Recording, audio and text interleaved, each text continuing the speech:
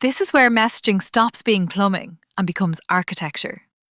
3 patterns: Sagas, event sourcing, and CQRS that shape entire systems. They sound intimidating. They're not. Each one solves a very concrete problem, and once you see the problem, the pattern is obvious. Let's take them one at a time. Problem number 1. How do you run a transaction across many microservices? Say, placing an order needs to charge a payment, reserve inventory, and create a shipment. 3 different services, 3 different databases. In a single database, you'd wrap it in one transaction. But across services, there's no shared transaction.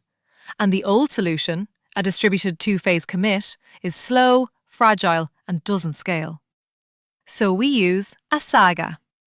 A Saga replaces one big distributed transaction with a sequence of local transactions, each one publishing an event that triggers the next. And if a step fails, instead of rolling back, you run compensating transactions to undo the completed steps. There are 2 ways to coordinate a Saga. The first is choreography. No central coordinator. Each service just listens for events and reacts. Order created triggers the payment service, which charges and emits payment charged. That triggers inventory, which reserves stock and emits stock reserved. That triggers shipping. And if inventory fails, out of stock, it emits a failure event, which triggers the payment service to refund and the order service to cancel. Nobody's in charge. The flow emerges from services reacting to each other. It's loosely coupled and fits a broker perfectly. But it can be hard to follow because the logic is scattered across services. The second way is orchestration, a central coordinator. An orchestrator sends commands: charge payment, waits, reserve stock, and if that fails, refund payment. The flow is explicit and easy to monitor and debug, but now you've got a coordinator to build and keep alive. Rule of thumb: choreography for simple, few-step flows, orchestration when it's complex, long-running, or needs clear visibility. And here's the concept people miss. Compensation is not rollback.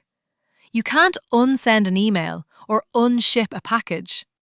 A compensating action is a new action that counteracts the effect. Issue a refund. Send a cancellation. Restock the item. Design every step with its compensating action in mind. And accept that a Saga is eventually consistent, so design the user experience for it.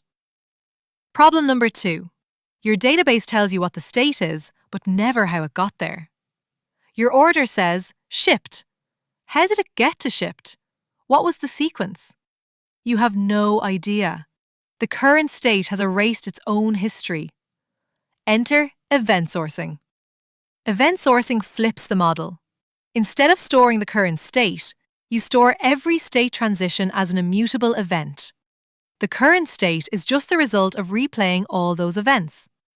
So instead of a row that says shipped, you have order created, item added, payment received, order shipped. Replay those in order and you compute the current state. But now you also have the complete history, forever. Why do teams do this? Audit. A perfect, immutable record of everything that happened. Temporal queries. Reconstruct the state at any past moment. Debugging and recovery. Replay the events through corrected logic to fix bad state. And new views for free. Derive a brand new projection just by replaying history. And notice, a log broker like Kafka is a natural event store. Partition by entity, retain forever, append in order. 2 practical notes. Replaying millions of events on every read is expensive, so you take periodic snapshots. Every so often, save the current state and the position you were at. Then on read, you load the snapshot and only replay what came after.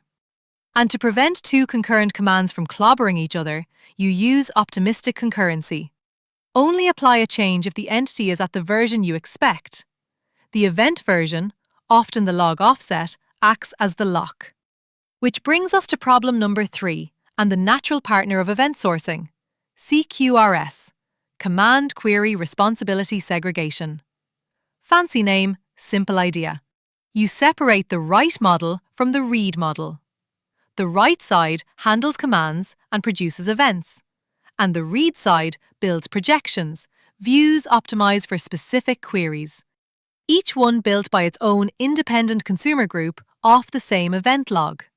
So from one stream of account events, you might build 3 read models. One in a fast key value store for instant balance lookups. One in a relational database for history and reporting. One in a search index for full text queries. Each is shaped exactly for how it's queried. And adding a new query pattern? You just add a new consumer group. The right side never changes. And here's the superpower this unlocks.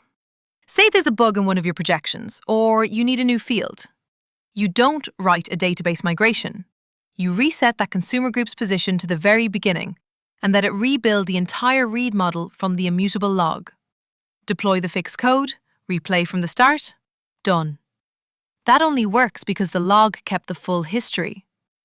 Just be honest about the trade-offs, out loud.